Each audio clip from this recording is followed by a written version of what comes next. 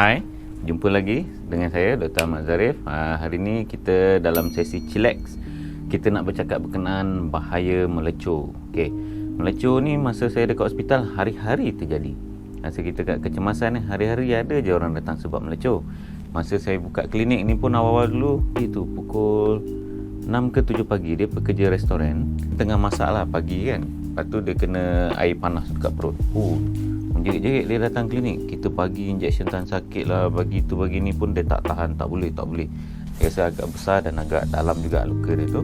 Lepas tu saya referkan dia ke hospital lah. Melecur atau luka lecur adalah kecederaan pada kulit atau lapisan kulit akibat terdedah kepada nombor satu, haba. Dia boleh jadi cecair panas, dia boleh jadi api, dia boleh jadi steam, wap. Kadang kita masak guna pressure cooker kan, lepas tu ngada-ngada pula nak check buka masa zaman saya belajar dulu ada sekali berlaku kat member, tapi dia orang gelak-gelak je, dia tu tak teruk kan.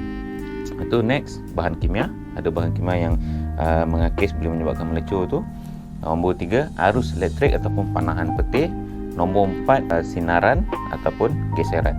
Pernah kan masa kecil-kecil dulu kita pun sliding, kena pula lepas tu kapet mai pedih menyengat, lepas tu tengok kaki dah melecur. Itu pun salah satu penyebab kepada luka lecur. Bagaimana kita nak menentukan tahap keterokan melecur? Sebab dekat hospital, kalau kita nak rawat, kita kena tengok tahap dia. Okay. Dia tengok daripada segi dalamnya ataupun dan berapa luasnya luka tersebut. Okay. Nombor 1, tahap pertama, kalau dia lapisan luar sahaja. Tahap 2, kalau dia dah lapisan luar dan lapisan kedua. Okay. Tahap 3, dia dah sampai ke saraf. Itu kadang memang sakit lah kan. Tahap 3, dia dah sampai ke muscle dan tulang dan juga saraf tadi. So kadang dia dah tak rasa sakit.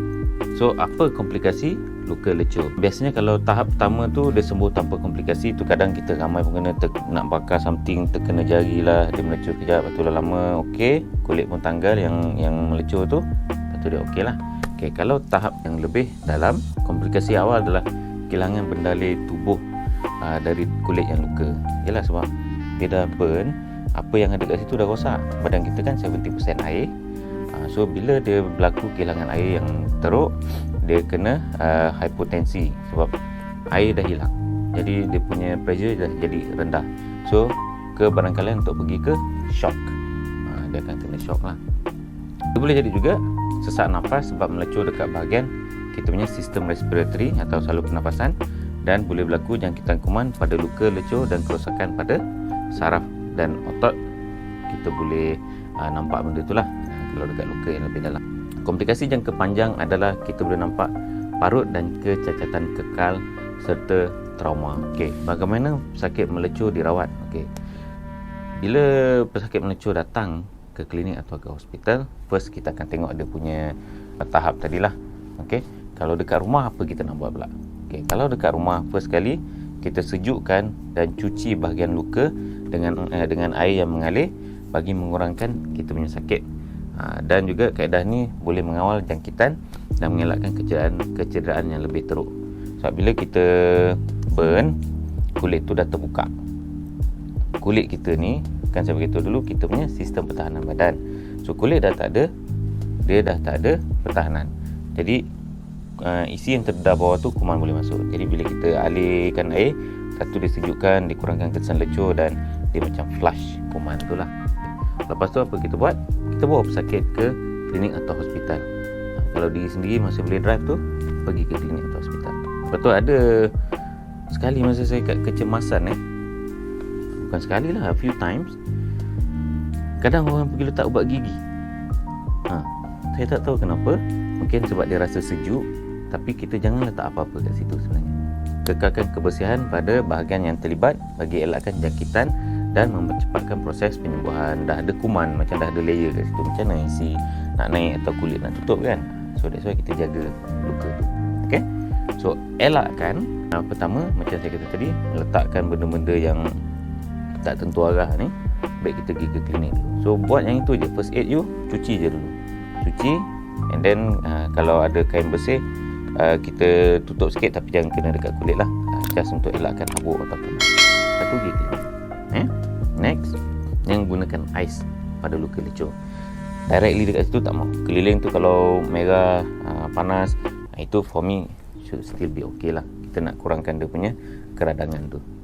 Kalau lecur yang teruk, luka lecur yang melibatkan muka, kedua tangan dan kaki serta bahagian kelangkang memerlukan rawatan segera untuk masuk ke hospital. So terus pergi, don't waste time. Pesakit yang mengalami lecur teruk perlu dirawat di unit lecur khas. Dia ada burn unit ke hospital tu.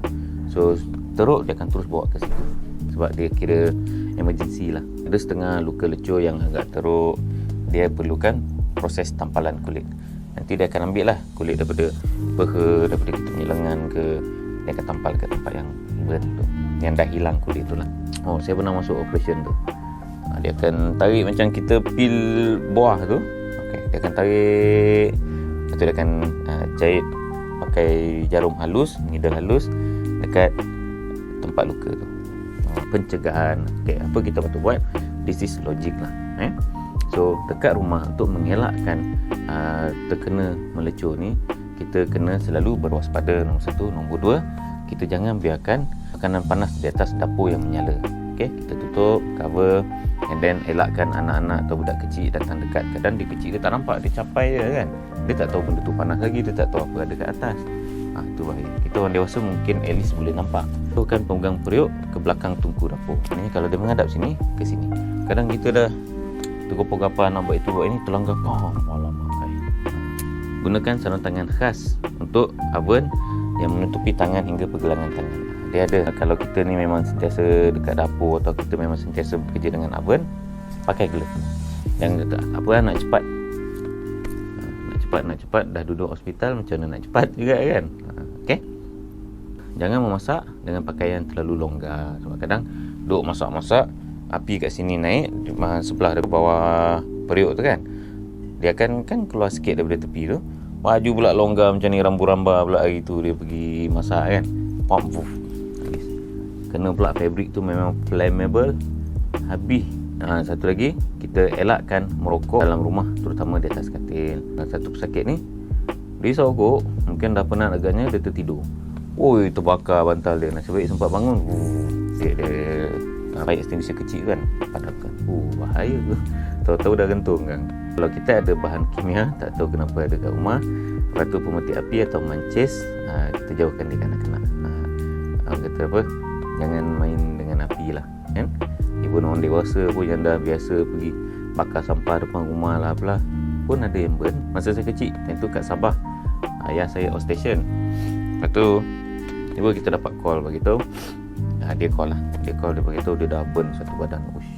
Takut, terkejut lah, sebab kita tak nampak kan, tak tahu apa keadaan dia semua. Bila dia balik outstation, dia balik rumah, dia kata time tu ada orang tengah bakar sampah. Dia duduk dekat-dekat, bukan betul-betul sebelah, dekat-dekat je. Orang pun simbah petrol. Dia nak naikkan api kot. Masa simbah tu, api menyambar kat dia, terbakar satu badan. Dia kata nasib baik dia cepat-cepat guling, lepas tu ada orang padamkan lah, melecur badan dia. Nasib baik time tu saya rasa first degree, tak terlalu dalam. Bila balik rumah, ada orang nasihatkan pakai aloe vera. So dia kat rumah, mak memang ada tanam aloe vera, dia patahkan lah, setiap hari dia sapu. Tak berapa lama lepas tu cantik kulit, licin, tak ada nampak macam kesan terbakar. So sejak daripada hari tu, saya kalau kena burn sikit, aloe vera. Itu pun dalam kajian dah terbukti juga kan. So ambil langkah waspada jika kita terkena melecur. Kalau kita tak tahu luka ni dalam ke teruk ke, terus pergi ke hospital. But the first aid tadi tu, we try to do first lah. Wash, tunjukkan dia sikit, bersihkan, and then go to hospital. So itu sahaja untuk video kali ini. Jumpa kita lagi di masa akan datang. Alright, thank you. Sila like, share and comment jika bermanfaat. Thank you.